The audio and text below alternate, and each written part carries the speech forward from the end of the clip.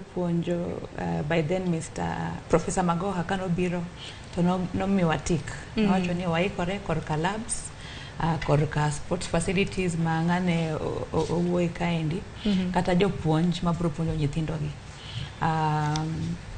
Koro nyalo wacho ni kata in terms of accommodation, wan pod wabro miyo nyithindo go boarding nikech wan gi enough boarding facilities. Temana ni koro wamiyo jonyuol rusa mar kochopo weekend to ginyalo kawo nyithindgi to gidok godo. Koro wan koka ikruok kata ka lab, wan gi labs mar junior secondary to gi lab mar jo 844. Koro mar junior secondary waketo labs ma ni piny matin ma ginyalo chope maber. Kata kobiro korka sports, korka basketball waketo negi kama basket no chope en kuma nyathino utero nyaka gi pap ma ginyalo tuge.